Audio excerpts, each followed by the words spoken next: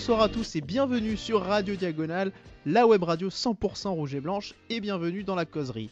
L'émission d'avant-match qui sera consacrée aujourd'hui à la 3e journée de la Ligue des Champions entre Monaco et le Beşiktaş, une rencontre qui se disputera au Stade Louis II et ce sera mardi soir à 20h45. Pour m'accompagner sur cette émission, je serai avec Nicolas. Salut Nico. Salut. Et au sommaire de cette émission, on va d'abord un petit peu revenir sur le contexte de cette rencontre, sur la forme de l'AS Monaco actuellement qui est pas fifou, hein.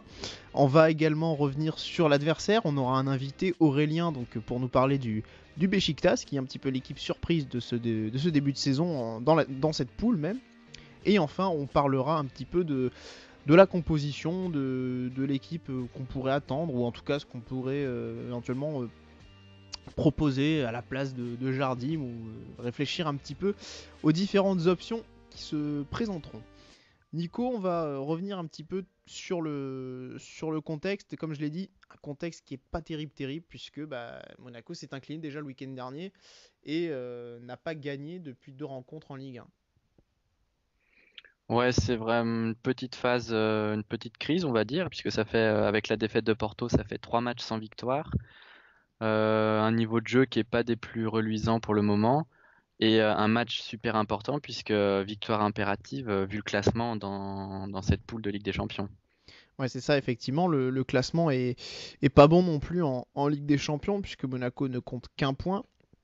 Alors, heureusement, Beşiktaş a battu à chaque fois ses adversaires, donc ce qui permet de maintenir Monaco dans le coup, un petit peu quand même si Porto est devant avec 3 points. Mais voilà, il y a un réveil, il y a un sursaut qui est forcément attendu par rapport à ce qui a été montré par l'équipe sur les 3 dernières rencontres, notamment dans le contenu et même dans l'implication des joueurs. On a vu que pour l'instant, c'était pas toujours ça, hein. Mais au-delà de ça, on savait depuis le tirage et donc depuis le calendrier que cette double confrontation avec le Beşiktaş, donc 3e et 4e journée, allait être méga importante pour la suite de la compétition. Et comme tu le dis, là, vu le contenu affiché, on a un peu des craintes sur le match de mardi. On attendait beaucoup de la rencontre à Porto, contre Porto, donc au Stade Louis II, et finalement ça s'est terminé par une fessée. On attendait beaucoup du match de vendredi soir contre Lyon, et finalement ça s'est terminé sur une défaite. Donc tout ça fait que je sais pas comment toi tu le vois, mais moi je pense que c'est difficile mentalement pour les joueurs de se retrouver dans cette situation-là.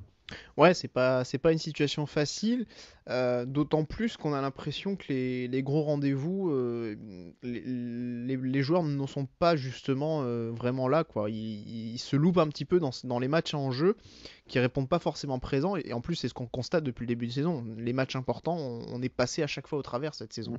Ouais, qui plus est en Ligue des Champions. Contre Ouais. Leipzig, c'était important et on sort avec un nul pas fifou quoi. Et puis donc Porto, encore une fois, là c'était la catastrophe. Mm. Ouais. Ouais, et puis il y a, il y a surtout voilà, cette situation-là donc de groupe, du groupe de la Ligue des Champions, alors que au moment du tirage, c'était presque le jackpot, messieurs dames. Ouais. On se disait, c'est tout bénef, ça va se plier en 2-2. Et pas du tout, au point même que là, pour l'instant, on en est un petit peu presque à paniquer, Mm. à être un petit peu en train d'avoir À des la lutte pour craintes. l'Europa League. C'est ça, ouais, c'est limite. Là, pour l'instant, rien n'est assuré. Et comme tu l'as dit, pas de victoire, ce mardi. Ce sera condamné à gagner les 3 derniers matchs pour espérer rester en lice pour la suite de la compétition. Sinon, Ouais. au moins viser l'Europa League. Mais c'est tellement serré que finalement Monaco peut aussi tout perdre et ne peut peut-être même pas se qualifier en Europa League, hein, là. Ça va être un peu compliqué et beaucoup plus que ce qu'on imaginait en tout cas au moment du tirage. Ouais. Surtout que là c'est le deuxième match à domicile. Après il en restera plus qu'un contre Leipzig. Il faudra se déplacer à Beşiktaş et à Porto. Ouais. Oui, c'est méga important. C'est vraiment le match charnière de cette phase de poule. tout autre résultat qu'une victoire sera mauvais, on le sait. Ouais. Après, ce sera aussi la première confrontation entre Monaco et Beşiktaş, qui n'est jamais venu à Louis II. Ce sera une grande première. Peut-être que ils seront un peu moins redoutables au stade Louis II que dans leur propre enceinte. Où, bon, Ils bah, seront peut-être surpris par l'ambiance. ouais, peut-être que ça va les surprendre dans l'autre sens du terme, c'est-à-dire C'est que ça. nous, effectivement, voilà, en France, quand on se dit oh, faut aller jouer en Turquie, ça va être une ambiance vraiment chaud bouillant, ça va être voilà quelque chose, on va s'attendre à quelque chose de très fou, de très enflammé. Ici, ça va être presque la douche froide pour eux, les mecs. Ils vont peut-être pas comprendre ce qui se passe. Ça peut peut-être, on sait jamais, hein, les perturber. On va pas tout mettre, on va pas mettre tous nos œufs dans ce panier là quand même. Non, On est c'est sûr. d'accord. C'est pas non plus une valeur sûre, hein. En tout cas, voilà, cette première rencontre entre Monaco et Beşiktaş, c'est une première. Mais quand même, allez, on va dire, il y a quand même pas des signes d'optimisme, mais voilà, Monaco quand même face au club turc à domicile, ça se passe bien. Il y a c'est trois matchs trois victoires sur quatre, dont deux victoires à domicile. Voilà, tandis que Beşiktaş d'ailleurs se déplace très mal en France, hein. Oui. Donc bon, peut-être que la tendance va continuer dans ce sens-là Oui, pour la SM. ils Ouais. avaient perdu à Lyon l'année dernière. Et Monaco, de son côté, avait battu le Fenerbahçe, on s'en rappelle, en tour préliminaire de la Ligue des Champions.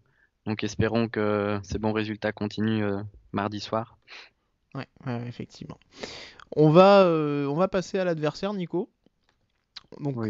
pour cela, on va inviter Aurélien, Aurélien Selik, donc qui est un supporter du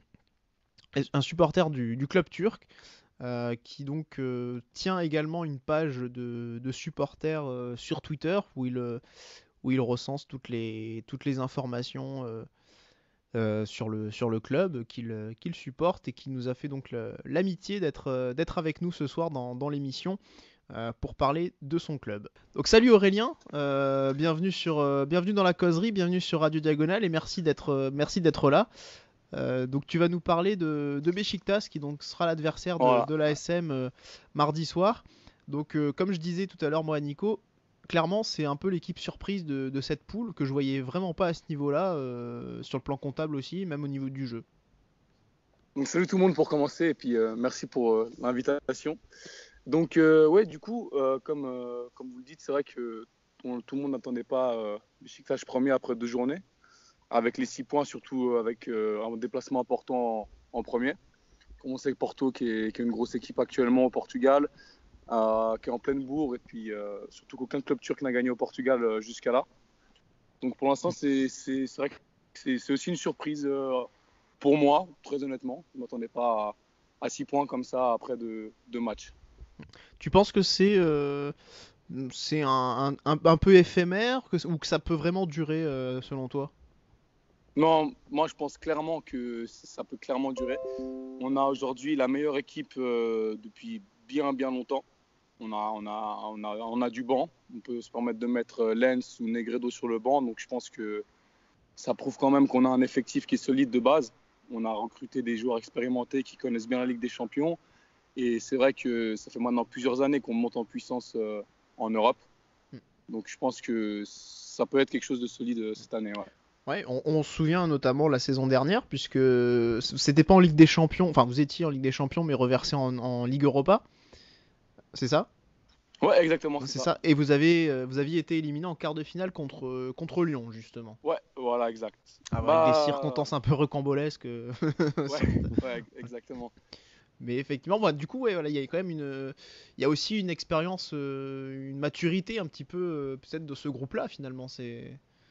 Bah, c'est clair, non, c'est clair. Typiquement, si on regarde l'an passé, en phase de poule, en Ligue des Champions, on a battu Naples chez eux en leur marquant 3 buts. Je crois Hmm. pas que énormément de clubs arrivent à faire ça. On a fini les poules avec une défaite à Kiev 6-1, c'est vrai, mais on était invaincus jusque-là en poule. Donc ni Benfica ni Naples n'a réussi à nous battre. Après, on est reversé en Europa League, effectivement. On passe l'APL Beersheva très facilement. L'Olympiakos, c'est 5-2 sur 2 matchs.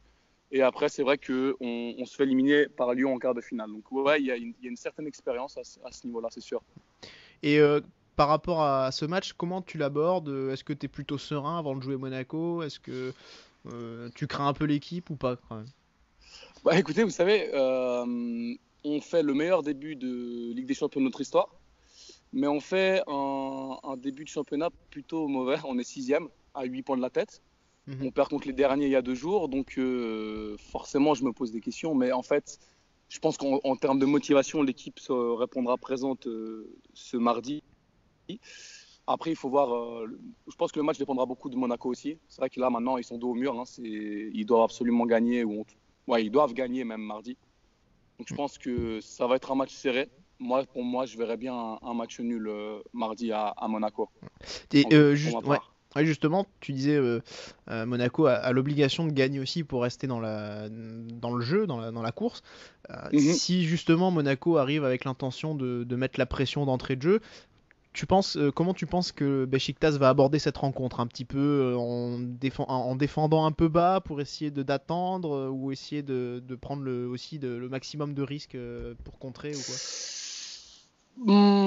C'est difficile à dire parce que les 2 premiers matchs, on a commencé assez poussif. Donc, typiquement, Leipzig, les 30 premières minutes, ils ont pas pu respirer. Donc, c'est vrai qu'on était très, très, très haut. À Porto, c'était assez haut aussi. Et c'est vrai qu'en deuxième mi-temps, on a laissé totalement le jeu à Porto. Donc, en jouant très bien le défensif. Donc, si Monaco arrive à être très, très haut dès le début du match et nous jouer défensif, il faudra voir comment l'équipe gère. Parce que le problème, c'est qu'en défense centrale, on a Pep. Donc là, à ce niveau-là, il n'y a pas de souci. Mais c'est vrai qu'à côté de Pep, on a Dusko Tosic, qui est, qui est parfois un peu problématique au niveau des placements et des interventions un peu douteuses. Donc c'est vrai que sur une erreur défensive, ça peut vite basculer. Et c'est vrai que l'entame de match dépendra beaucoup de Monaco. S'ils seront plutôt patients ou essaieront d'entamer directement très agressif. Je sais pas du tout qu'est-ce qu'ils ont comme idée en tête. Nico, est-ce que tu aurais une question éventuellement toi sur Beşiktaş à poser à Aurélien? Ouais, moi j'ai une question sur l'objectif en Europe. Est-ce que classiquement les compétitions européennes sont un objectif pour les clubs comme Beşiktaş? Ou je veux dire, est-ce qu'il y a des objectifs précis fixés, c'est-à-dire sortir des poules, atteindre les huitièmes de finale, ou c'est vraiment au petit bonheur la chance, voir comment ça se déroule et voir un peu l'évolution dans la compétition? Non, il y a clairement des objectifs. Quand on était en Europa League, l'objectif c'était. Bon, après, c'est vrai que les Turcs aiment bien toujours exagérer, mais beaucoup de gens voulaient voir Beşiktaş gagner l'Europa League. Mais un objectif réaliste était la demi-finale, ou ce qu'on a failli faire l'an passé. Aujourd'hui, en Ligue des Champions, l'objectif, il est très clair, c'est passer les phases de poule. Ça, c'est clair et net, c'est affirmé par tout le monde. Donc oui, avec l'effectif qu'on a et le développement que le club a subi ces dernières années, les objectifs, ils sont là, c'est clair et net. Ils veulent aller le plus loin possible en Ligue des Champions. Donc la première étape, bien sûr, c'est passer en huitième de finale. Ou D'accord. c'est les 16e, c'est les 8e, il me semble. Ouais, Huitième. 8e, ouais. 8e, voilà. Ouais.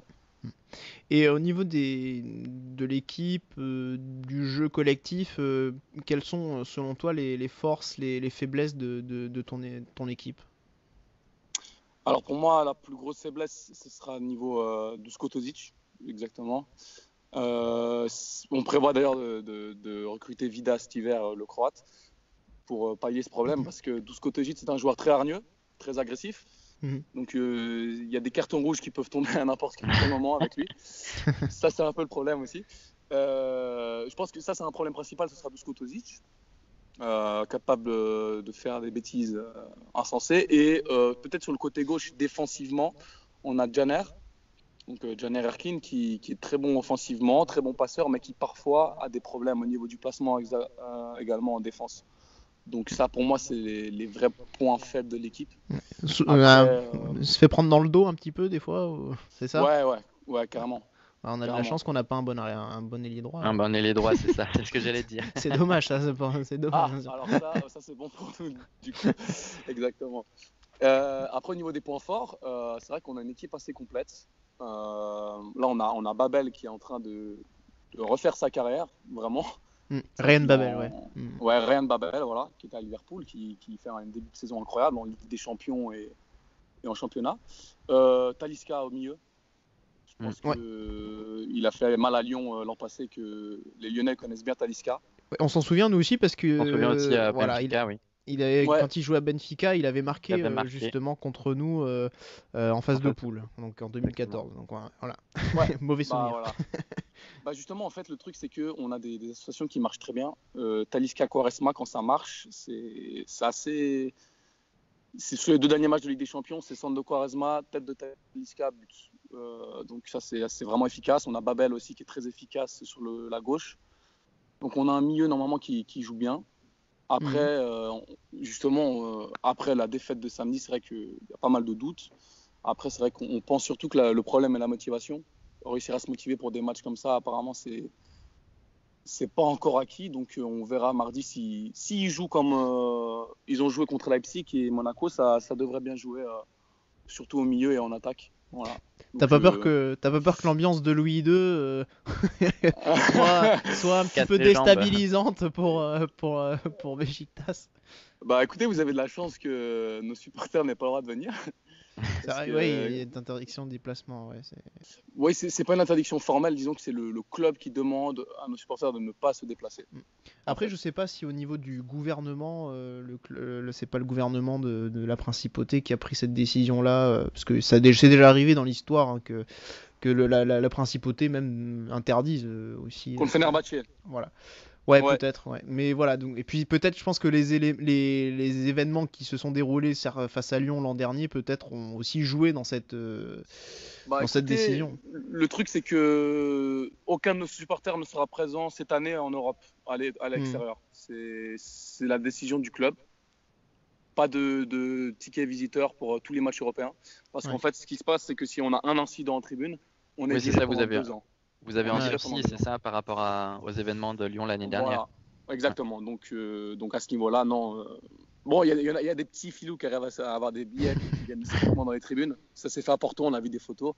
Mais normalement, non. C'est vrai que le stade sera monégasque, apparemment.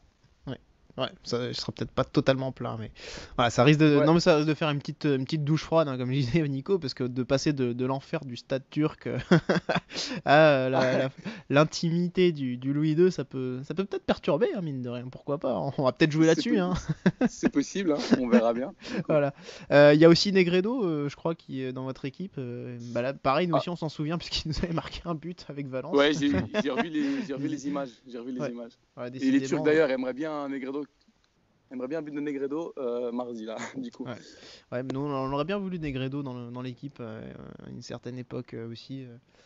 Écoutez, Negredo pour l'instant ne marque pas parce qu'il ne joue pas quasiment, presque pas, faut être honnête, parce qu'on a Cenk Tosun qui est le meilleur buteur turc actuel qui fait un boulot incroyable. Du coup, c'est vrai qu'il n'a pas trop de chances de se mettre en avant, mais il fait des choses bien. Et de la tête, il est très bon. Il a une assist à Porto aussi, donc je parie très fortement sur une entrée en jeu de Negredo en cours de match. Vers la 60e, allez. D'accord. Moi, du coup, voilà, je te sens chaud là pour nous faire l'équipe type, enfin le 11 qu'on pourrait avoir justement mardi soir. Ce serait quel dispositif d'ailleurs Alors, ce sera un 4-5-1 normalement. Donc aucune surprise, le même 11 que les 2 derniers matchs de Champions League. Ouais. Donc comme j'ai dit, à gauche Caner, Erkin. Au centre, donc Pep et Tosic. Ouais. Et à droite, la question sera Adriano ou Gökhan Gönül. Je pense Adriano s'il s'est remis de sa blessure parce qu'il était blessé.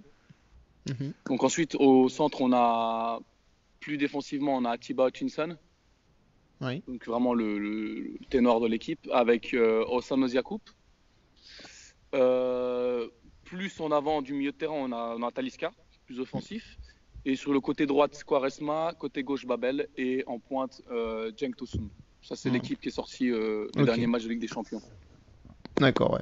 Bon, c'est vrai que c'est surtout devant à part Pep bien sûr, mais surtout devant que les joueurs phares sont sont présents dans l'effectif, hein, finalement. Ouais, et puis avec un Adriano qui fait du bon travail offensivement sur la droite aussi, avec l'expérience qu'il a.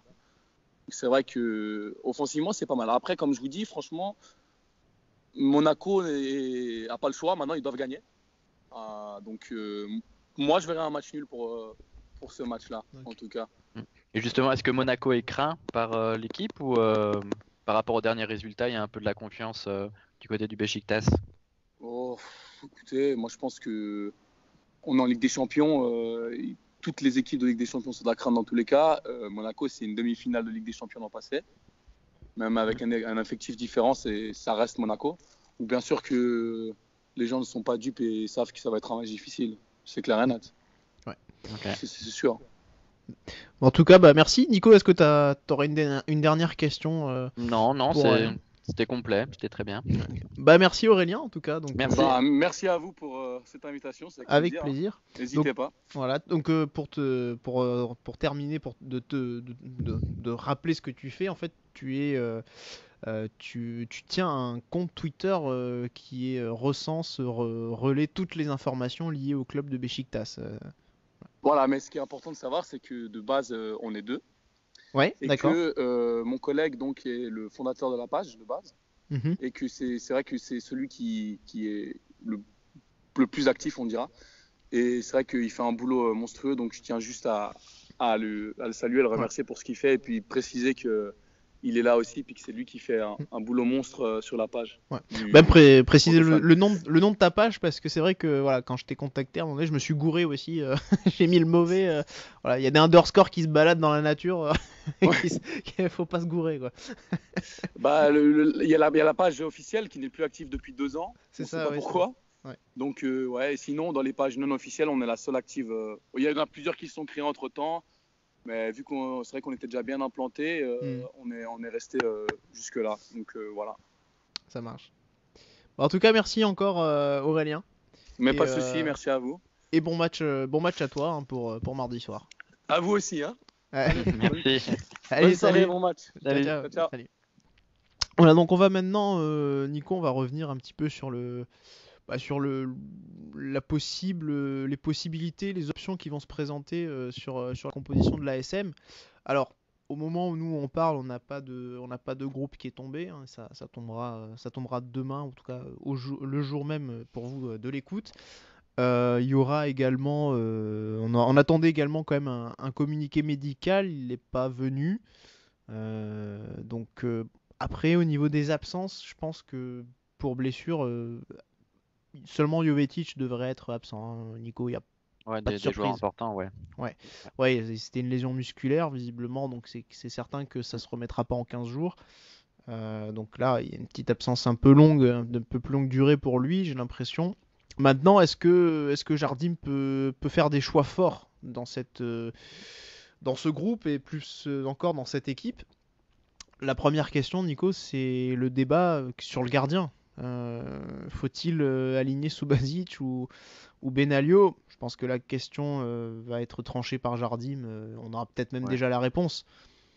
A priori, Subasic, Je pense qu'il va garder Subasic comme titulaire pour ce match. Mettre Benaglio en titulaire pour un match important comme ça peut peut-être déstabiliser aussi la ligne défensive. Et sanctionner Subasic pour son mauvais match sur son erreur à Lyon, si on parle que de cette erreur-là aussi, ça serait peut-être un peu trop réactif, trop rapide. Et je pense que Jardim va quand même laisser Subasic dans les buts. Ouais. Après moi je t'avoue que honnêtement je suis plutôt, j'ai pas du tout basculé Team Benaglio, contrairement à Boris. Je suis pas non plus Team Subasic, hein, j'ai pas d'action, hein. Moi vous savez, je suis Team Moutinho de toute façon.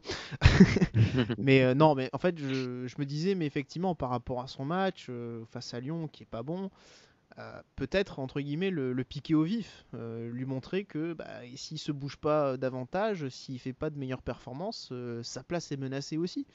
Certes, c'est vrai que le procédé pourrait être difficile à encaisser, mais je pense qu'il y a un moment donné où il faudra peut-être qu'il le comprenne. Donc Si je serais plutôt partant pour mettre Benaglio, moi personnellement. Mm. Et notamment aussi dans l'idée de le piquer au vif, hein. C'est surtout ça, de lui faire comprendre que bah, c'est un match important, c'est un match de Ligue des Champions, et que bah, même sur un match important, bah, j'ai pas de scrupule à l'écarter si les performances sont en deçà. Voilà, ce serait pas définitif du coup, mais au moins pour lui dire, voilà, bah, il faut te bouger, faut te grouiller, faut redresser la barre. Et ensuite, on voit hein, Mm. si ça fonctionne ou pas. Mais c'est vrai que ouais, je serais plutôt dans cette optique-là, moi, éventuellement. Oui, ça peut être une solution, mais bon, on verra mardi. Mais Ouais. moi, je suis plus pour le maintien de Jardim, comment il s'appelle, de Subasic De dans ce les pas buts dit. Hmm. pour ce match en tout cas. Ouais. Après, l'autre question qu'on pourrait se poser, c'est au niveau du dispositif. Est-ce que justement, on partirait sur un milieu de terrain un peu plus renforcé? Aurélien vient de nous parler justement d'un 4-5-1, 4-2-3-1 pour Beşiktaş. Est-ce que ça vaudrait le coup de maintenir le 4-4-2 ou est-ce que passer dans un dispositif un peu plus, pas un peu plus défensif, mais plutôt du même type, comme c'était le cas face à Leipzig, avec Tielemans un peu en numéro 10, en soutien de Ouais, Falcao, ce qui etc. n'avait pas non plus super bien marché. Ouais. Hmm. Non, là on a vu le match à Lyon, il a changé son dispositif, mais c'était du fait des nombreuses absences de joueurs importants. Et là, il va retrouver Fabinho, il va retrouver Falcao certainement. On a vu un Keita Baldé qui avait été quand même pas mal contre Lyon. Le 4-4-2, c'est un schéma tactique l'ensemble du groupe domine parfaitement et c'est un schéma tactique qui nous a permis d'être champion de France et c'est un schéma tactique sur lequel on sait aussi jouer. Donc, Hmm. qui plus est dans un match important, continuer à changer une tactique, c'est un pari fort risqué. Et en ce moment, les paris qui lancent, c'est pas les paris qui gagnent pour l'instant, Jardim. Ouais. Donc, Hmm. je suis pas sûr qu'il va sur un match d'une telle importance prendre un énorme risque au niveau tactique. Hmm. Ouais. Ouais, c'est possible. Après, bon, on sait jamais, hein. Jardim a souvent Il- tenté des choses un petit peu différentes en Ligue des Champions qu'en championnat, justement, quand l'adversité était un cran au-dessus. Donc à voir, hein, c'est peut-être ça peut-être une option qu'il a dans le coin de la tête quand même, hein. Voilà. Milieu de terrain, bon, Fabinho devrait faire son retour, Oui, normalement, puisque voilà, il était suspendu à Lyon, et bon, même si les compétitions n'ont rien à voir, du coup, lui, ce sera son premier match depuis la trêve. Falcao, également, qui a priori sera de retour, il a été ménagé contre Lyon, donc je pense que sans surprise, on devrait le retrouver. Mais ouais, mais d'ailleurs, en y repensant, ouais, effectivement, ce 4-4-2 avec Baldé Falcao, ça peut se tenter, hein, mine de rien. Ouais, ça ça peut. peut se tenter, c'est assez sexy. Moi, je trouve la complémentarité des deux. On a vu Keita Baldé sur quelques actions qui étaient très explosifs. Hmm. On connaît Falcao, ça peut donner quelque chose de beau. Et pourquoi pas les lancer en profitant de l'absence de Jovetic, lancer la doublette là pour ce match méga important. Ouais. Et profiter de la forme de Ronny Lopez, la forme du moment, sur le côté droit. Ouais, effectivement, c'est vrai que bon, le côté droit, c'est toujours un peu le poste problématique aussi depuis le début de saison. Ben, Lopez progresse, donc pourquoi pas lui faire confiance directement aussi, ouais, effectivement. À gauche, Lemar, est-ce qu'il sera là? Je pense que oui, même si les performances sont encore clairement en deçà. Voilà. Sinon, l'autre interrogation, je pense, c'est le milieu de terrain. Qui avec Fabinho? Est-ce que Jardim va jouer la sécurité, mettre Moutinho, ou est-ce qu'il va. Bah, c'est. Oui, Ouais. c'est. Il nous a surpris vendredi en mettant Ouais. deux joueurs qu'il avait jamais alignés de la saison. Il pourrait répéter Ouais. répéter la Mettre surprise, on verra. nous mettre Endoram avec Fabinho. Non, enfin voilà, mais à voir, ça risque de se jouer entre Tielemans et Mm. Moutinho à côté de Fabinho. Voilà. Bon, c'est un petit peu tout ce qu'on pouvait dire sur cette rencontre qui va s'avérer une rencontre charnière, hein, puisque Monaco, on le répète, a l'obligation de s'imposer. Merci Nico pour Merci cette à toi, émission. merci aux auditeurs. Ouais, merci aux auditeurs de nous avoir écoutés. Merci encore à Aurélien pour sa participation. C'était bien sympa. On vous rappelle donc la rencontre entre Monaco et le Beşiktaş, c'est mardi soir 20h45 et c'est sur beIN Sport, c'est ça? Peut-être. Voilà. je crois que c'est beIN Sport, il me semble. Voilà. Tant que c'est pas MyCanal. C'est pas Canal. Voilà. Voilà. Donc vous pourrez ensuite retrouver l'émission sur notre site Radio Diagonale, sur notre chaîne YouTube. Vous pouvez vous abonner. Ne passez pas les pubs, merci. On en a besoin. Voilà. Bon, n'hésitez pas en tout cas à mettre un petit pouce bleu aussi et nous suivre également sur les autres réseaux sociaux que sont Facebook et Twitter. Le prochain rendez-vous, donc ce sera mardi soir, ce sera le débrief radio de la rencontre, un débrief qui normalement devrait se faire en live, je crois. Voilà. Tu seras dedans, Nico? Non. Ok. Je ne serai pas. D'accord. Moi j'y serai et j'aurai le plaisir donc de vous retrouver. Allez, salut! Et bisous.